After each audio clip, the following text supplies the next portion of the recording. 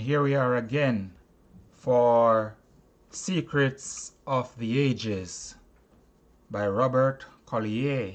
I was brought to my attention that it's not Collier, it's Collier because the name is somehow probably French or something.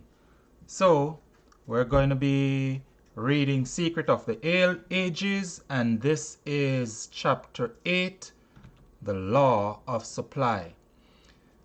They do me wrong who say I come no more, when once I knock and fail to find you in. For every day I stand outside your door and bid you wake and rise to fight and win. Wail not for precious chances passed by, weep not for golden ages on the wane. Each night I burn the records of the day. At sunrise every soul is born again. Walter Malone.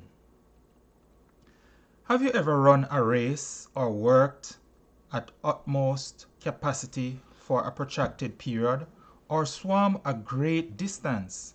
Remember how soon after starting you began to feel tired?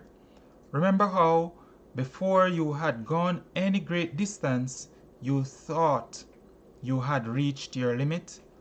But remember too how when you kept on going you got your second wind. Your tiredness vanished, your muscles throbbed with energy. You felt literally charged with speed and endurance. Stored in every human being are great reserves of energy of which the average individual knows nothing. Most people are like a man who drives a car in low gear, not knowing that by the simple shift of a gear he can set it in high and not merely speed up the car, but do it with far less expenditure of power. The law of the universe is the law of supply. You see it on every hand. Nature is lavish in everything she does. Look at the heavens at night. There are millions of stars there, millions of worlds, millions of suns among them. Surely there is no lack of wealth or profusion in the mind that could imagine all of these. No place for limitation there. Look at the vegetation in the country round about you.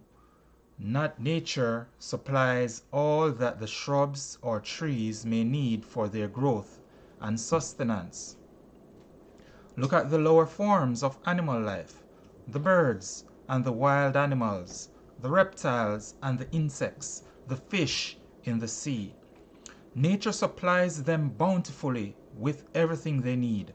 They have but to help themselves to what she holds out to them with such lavish hand.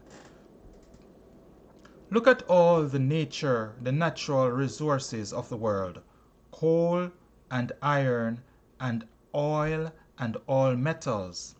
There is plenty for everyone. We hear a lot about the exhaustion of our resources of coal and oil, but there is available coal enough to last mankind for thousands of years. There are vast oil fields practically untouched, probably others bigger still yet to be discovered, and when all these are exhausted, the extraction of oil from shales will keep the world supplied for countless more years. There is abundance for everyone, but just as you might strain and labor to reach the resources of your second wind, just so you must strive before you can make manifest the law of supply in nature. The world belongs to you. It is your estate. It owes you not merely a living, but everything of good you may desire. You have got to demand these things of it, though.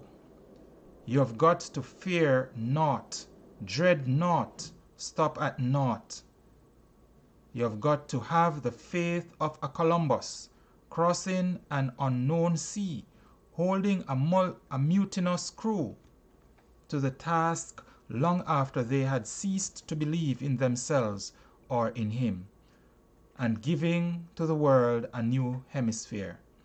You have got to have the faith of a Washington, defeated, discredited, almost wholly deserted by his fellow followers, yet holding steadfast in spite of all and giving to America a new liberty. You have got to dominate, not to cringe.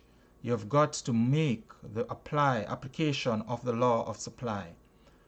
Consider the lily, how they grow, the flowers, the birds, all of creation are incessantly active. The trees and flowers in their growth, the birds and wild creatures in building their nests and finding sustenance, are always working, but never worrying. Your Father knoweth that ye have need of these things, and all these things shall be added unto you. If all would agree to give up worrying, to be industrious, but never anxious about the outcome, it would mean the beginning of a new era in human progress, an age of liberty, of freedom from bondage. Yeshua set forth the universal law of supply when he said, "Therefore I say unto you, be not anxious for the morrow, what ye shall eat or wherewithal ye shall be clothed, but seek first the kingdom of God, and all those things shall be added unto you." What is this kingdom of God? Yeshua tells us the kingdom of God is within you. It is the Father within you to which he so frequently referred. It is mind. You're part of universal mind. Seek first the kingdom of God. Seek first an understanding of this power within you. Learn to contact with it, to use it, and all those things shall be added unto you. All riches have their origin in mind. Wealth is in ideas, not money. Money is merely the material medium of exchange for ideas. The paper money in your pockets is in itself worth no more than so many Russian rubles. It is the idea behind it that gives it value. Factory, buildings, machinery, materials are in themselves worthless without a manufacturing or a selling idea behind them. How often you see a factory fall to pieces, the machinery rust away, after the idea behind them gave out. Factories, machines are simply the tools of trade. It is the idea behind them that makes them go. So don't go out a-seeking of wealth. Look within you for ideas. The kingdom of God is within you. Use it purposefully. Use it to think constructively. Don't say you are thinking when all you are doing is exercising your faculty of memory. As Dumont says in The Mastermind, they are simply allowing the stream of memory to flow through their field of consciousness, while the ego stands on the banks and idly watches the passing waters of memory flow by. They call this thinking, while in reality there is no process of thought underway. They are like the old mountaineer sitting in the shade alongside his cabin. Ask what he did to pass the long hours away. He said, "Well, sometimes I sit and think, and sometimes I just sit."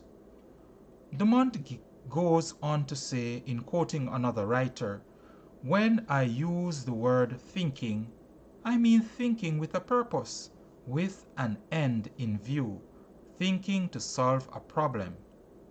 I mean the kind of thinking that is forced on us when we are deciding on a course to pursue, on a life work to take up, perhaps. The kind of thinking that was forced upon us in our younger days when we had to find a solution to a problem in mathematics, or when we tackled psychology in college. I do not mean thinking in snatches or holding pretty opinions on this subject and on that.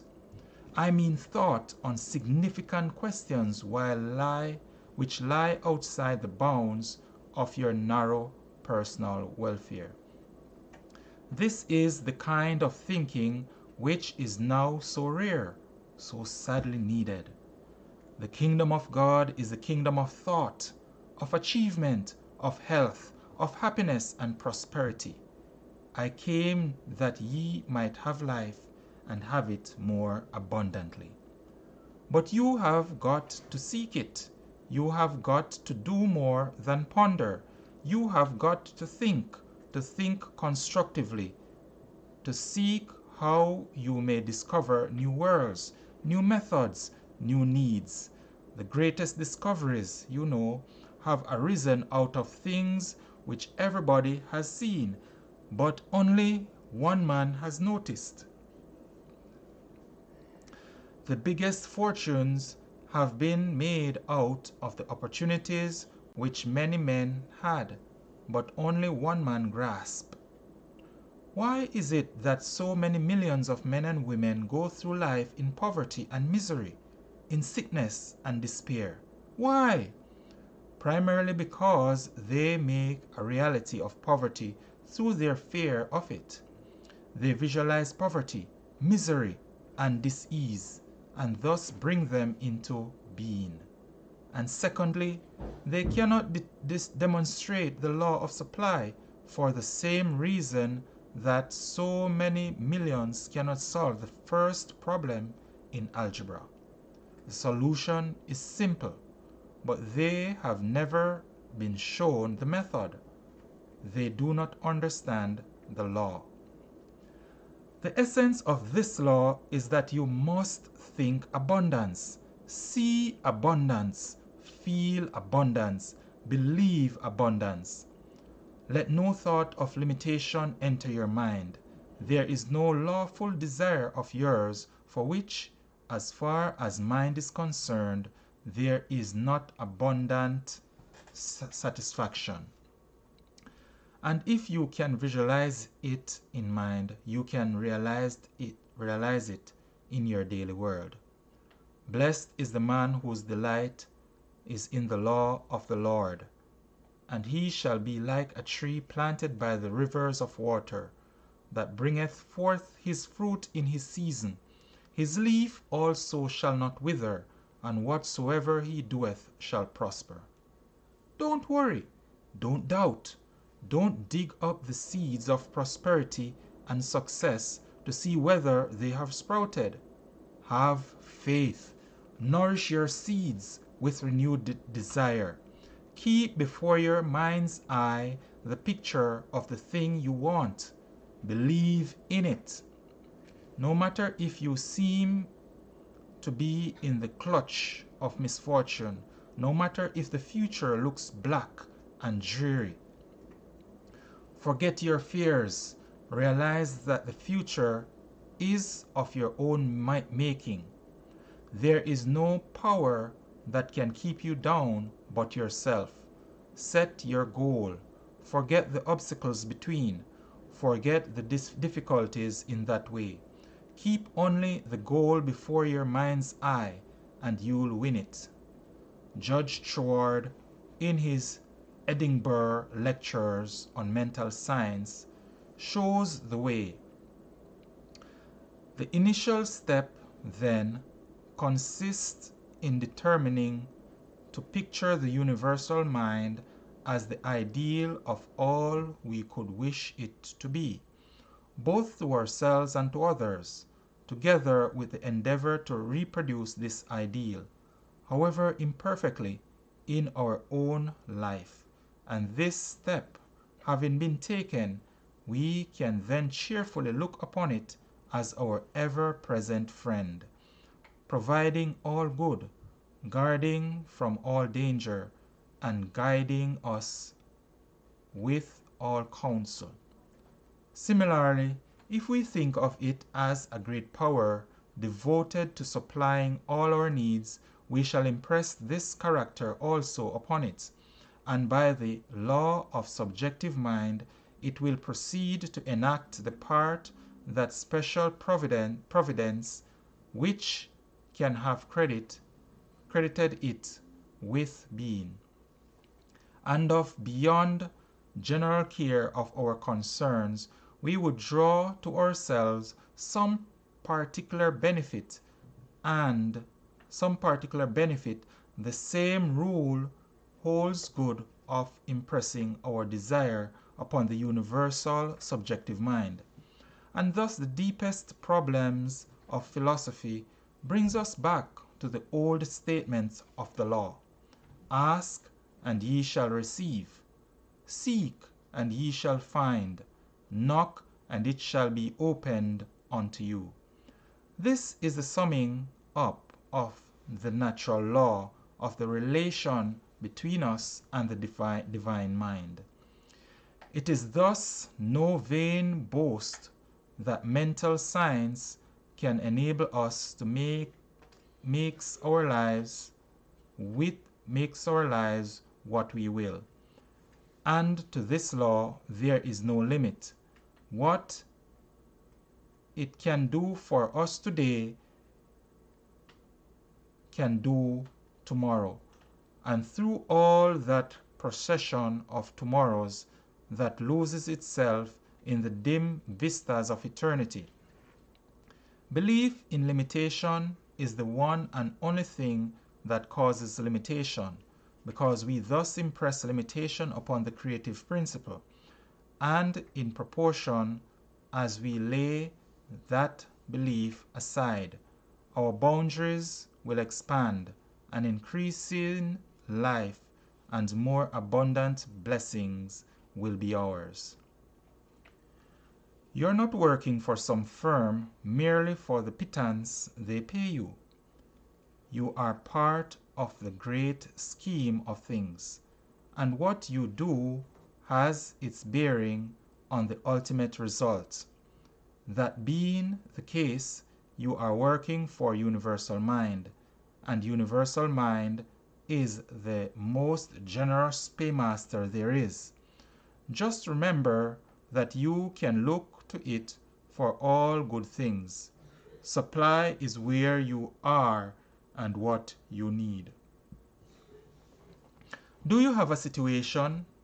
Close your eyes and realize that somewhere is the position for which you of all people are best fitted, and which is best fitted to your ability.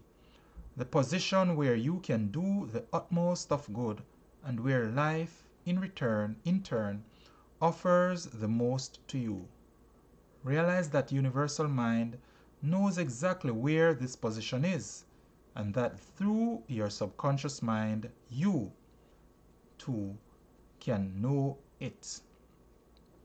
Realize that this is your position, that it needs you, that it belongs to you, that it is right for you to have it, that you are entitled to it.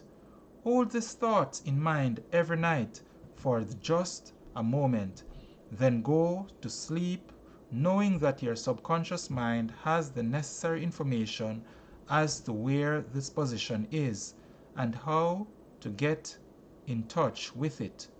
Mind you, not will has, but has. Not will have, but has. The earnest realization of this will bring that position to you, and you to it, as surely as the morrow will bring the sun. Make the law of supply operative, and you find that the things you seek are seeking you. Get firmly fixed in your mind, in your own mind, the definite conviction that you can do anything you greatly want to do. There is no such thing as lack of opportunity. There is no such thing as only one opportunity. You are subject to a law of boundless and perpetual opportunity, and you can enforce that law in your behalf just as widely as you need. Opportunity is infinite and ever present. Burton Braley has it well expressed in his poem on opportunity. For the best verse hasn't been rhymed yet.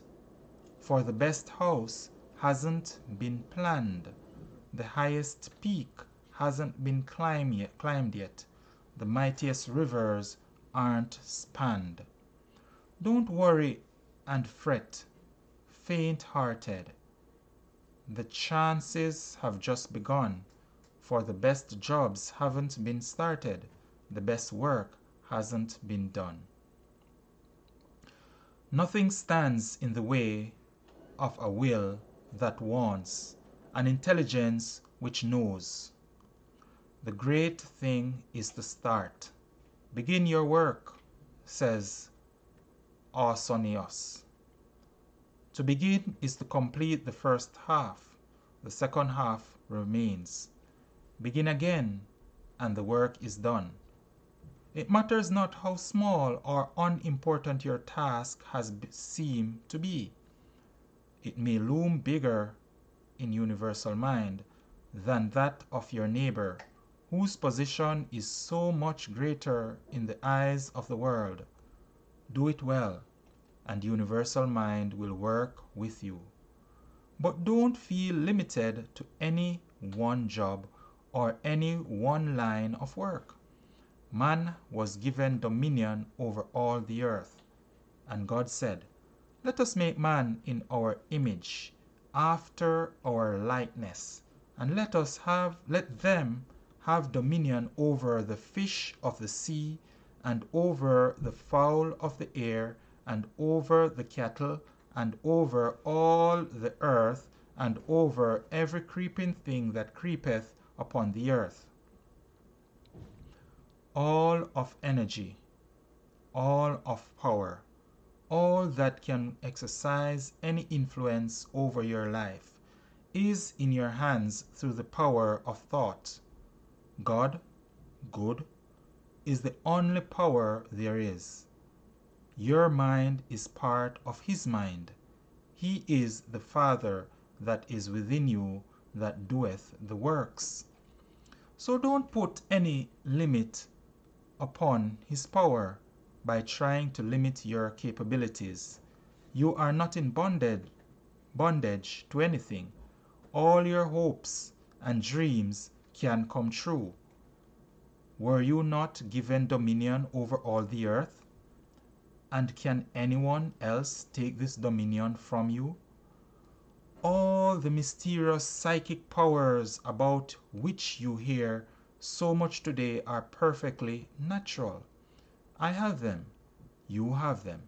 They only await the time when they shall be allowed to assert their vigor and prove themselves your faithful servitors. Be not afraid. Claim your inheritance. The universal mind that supplies all wisdom and power is your mind, and to the extent that you are governed by your understanding of its infinite law of supply, you will be able to demonstrate plenty. According to your faith, be it unto you. Analyze most of the great American fortunes of the past generation, says Advertising and Selling Fortnightly, and you will find that they were founded on great faiths. One man's faith was in oil, another's in land, another's in minerals. The fortunes that are being built today are just as surely being built on great faiths. But there is this difference. The emphasis of the faith has been shifted. Today, it takes faith in a product or an opportunity as it always did, but it takes faith in the public in addition. Those who have the greatest faith in the public, the kind of faith possessed by Henry Ford and H. J. Heinz, and make that faith articulate, build the biggest fortunes. Wanted. There is one question that bothers many a man. Should he stick to the job he has or cast about at once for a better one? The answer depends entirely upon what you are striving for. The first thing is to set your goal. What is it you want? A profession? A political appointment? An important executive position? A business of your own? Every position should yield you three things. Number one, reasonable pay for the present. Number two, knowledge, training, or experience that will be worth money to you in the future. Number three, prestige or acquaintances that will be of assistance to you in attaining your goal. Judge every opening by those three standards, but don't overlook changes or chances for valuable training merely because the pay is small. Though it is a pretty safe rule that the concern with up-to-the-minute methods that it would profit you to learn also pay up-to-the-minute salaries. Hold each job long enough to get from it every speck of information there is in it.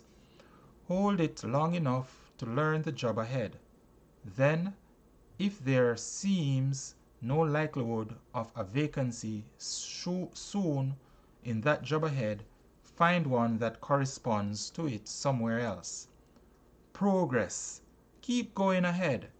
Don't be satisfied merely because your salary is being boosted occasionally. Learn something every day.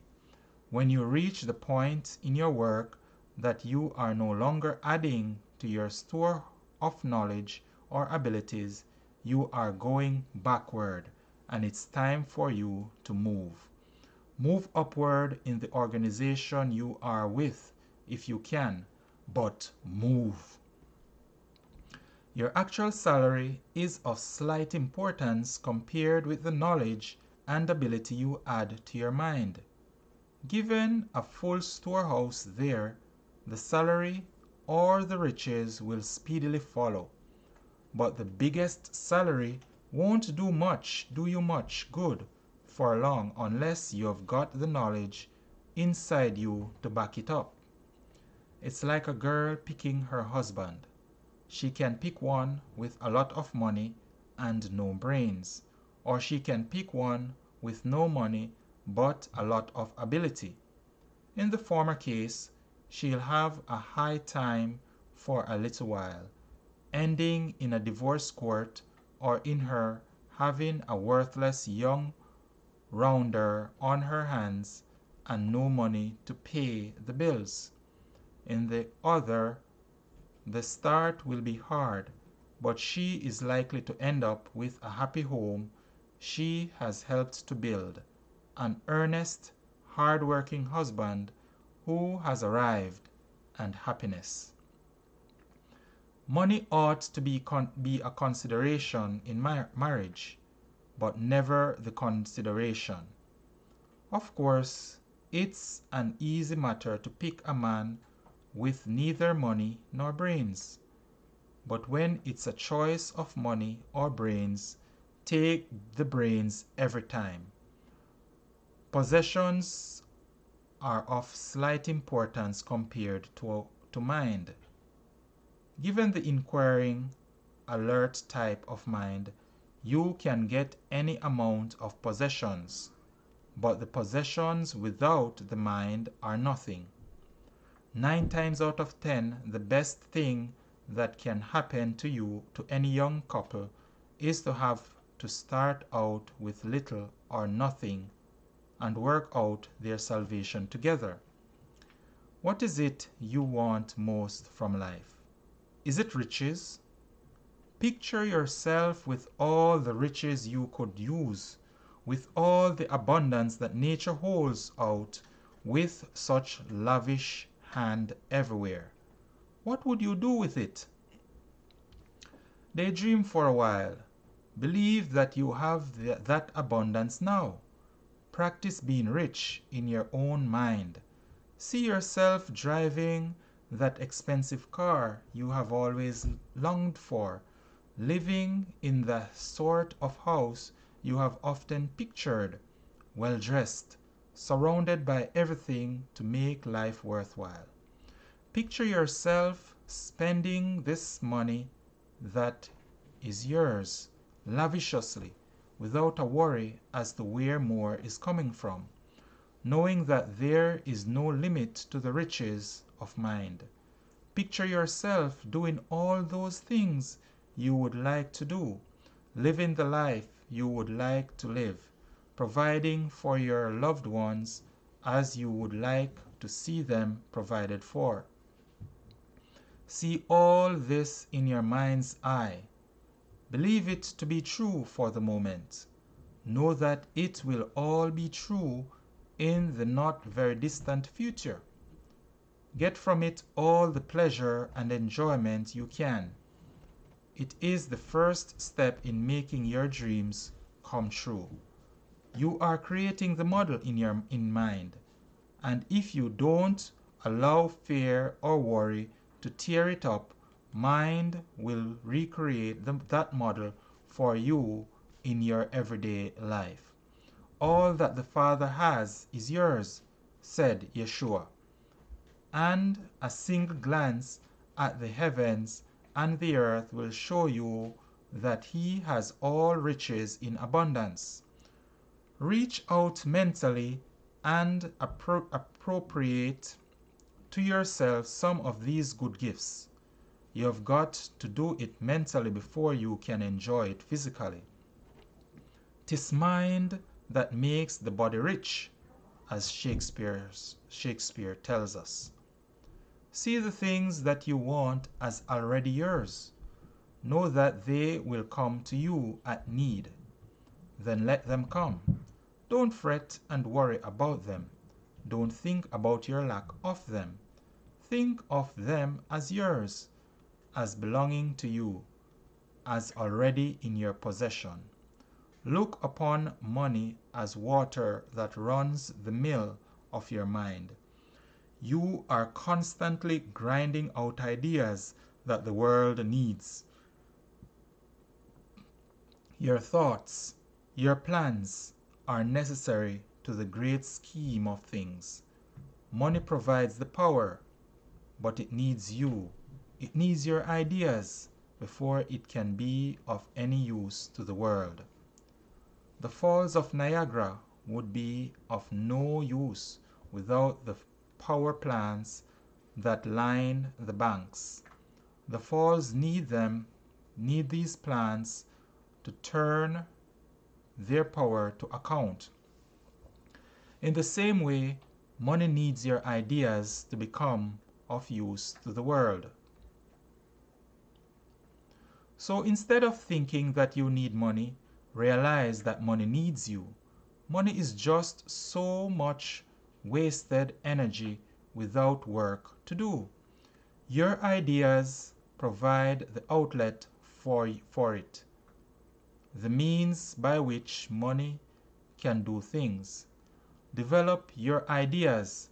Secure in the knowledge that money is always looking for such an outlet. When the ideas are perfected, money will gravitate your way without conscious effort on your part. If only you don't dam up the channels with doubts and fears. First have something good, then advertise, said Horace Greeley. First have something that the world needs, even if it be only faithful, interested service, that then open up your channels of desire and dollars will flow to you. And remember that the more you have to offer, the more of riches will flow to you. Dollars are of no value except as they are used. You have seen the rich attacked time and again in newspapers and magazines. You have read numberless articles and editorials against them. You have heard agitators declaim against them by the hour. But have you ever heard one of them say a single word against the richest man of them all, Henry Ford? I haven't. And why? Because Henry Ford's idea of money is that it is something to be used, something to provide more jobs, something to bring more comfort, more enjoyment into an increasingly greater number of lives. That is why money flows to him so freely. That is why he gets so much out of life. And that is how you, too, can get in touch with infinite supply. Realize that it is not money you have to seek, but a way to use money for the world's advantage. Find the need. Look at everything with the question, how could that be improved? To what new uses could this be put? Then set about supplying that need in the absolute confidence that when you have found the way, money will flow freely to and through you. Do your part, and you can confidently look to universal mind to provide the means. Get firmly in mind the definite conviction that you can do anything right that you may wish to do. Then set your goal and let everything you do, all your work, all your study, all your associations, be a step towards that goal. To quote Burton Braley again. To quote Brenton Bailey again. If you want a thing bad enough to go out and fight for it, work hard and work day and night for it, give up your time and your peace and your sleep for it, if only desire of it makes you quite mad enough never to tire of it, makes you hold all other things tawdry and cheap for it, if life seems all empty and useless without it, and all that you scheme and you dream is about it, if gladly you will sweat for it, fret not. Plan for it. Lose all your terror of God or man for it. If you'll simply go after that thing that you want with all your capacity, strength, and sagacity,